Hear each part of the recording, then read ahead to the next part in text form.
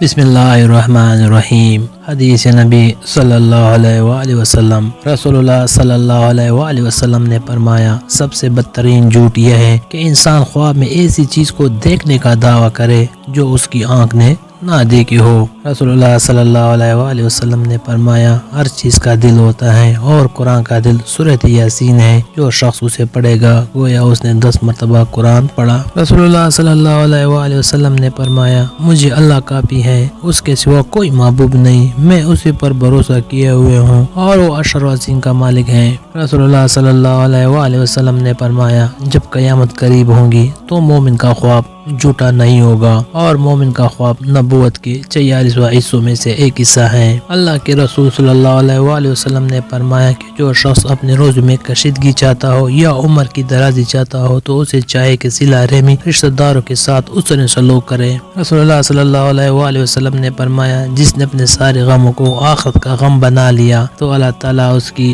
دنیا کے غم کے لیے کافی ہے، اور جو دنیاوی معاملات کے غم اور پریشانیوں میں الجھا رہا تو اللہ تعالیٰ اس کی کوئی پرواہ نہیں کہ وہ کسی وعدے میں ہلاک ہوا۔ نبی کریم صلی اللہ علیہ وآلہ وسلم نے فرمایا، کوئی شخص جب غصے کے حالات میں ہو تو 2 آدمیوں کے درمیان فیصلہ نہ کرے۔ رسول اللہ صلی اللہ علیہ وآلہ وسلم نے فرمایا، اللہ تعالیٰ ایسے شخص پر رحم کرے جو بیچتے وقت اور خریدتے وقت اور تقاضا کرتے وقت فیاضی اور نرمی سے کام لیتا ہے۔ رسول اللہ صلی اللہ علیہ وآلہ وسلم نے فرمایا، مومن کو جو بھی تکان، غم اور بیماری حتیٰ کہ فکر لاحق ہوتی ہے تو اللہ تعالیٰ اس کے بدلے اس کے گناہ مٹا دیتا ہے۔ رسول اللہ صلی اللہ علیہ وآلہ وسلم نے فرمایا، جو شخص حلال کمائی سے 1 کھجور کے برابر صدقہ کرے اور اللہ تعالیٰ صرف حلال کمائی کے صدقے کو قبول کرتا ہے تو اللہ تعالیٰ اسے اپنے دائیں ہاتھ سے قبول کرتا ہے۔ رسول اللہ صلی اللہ علیہ وآلہ وسلم نے فرمایا، یتیم کی پرورش کرنے والا اس کا اپنا رشتہ دار ہو یا غیر ہو، میں اور جنت میں اسی طرح ہوں گے۔ پھر آپ صلی اللہ علیہ وسلم نے شہادت اور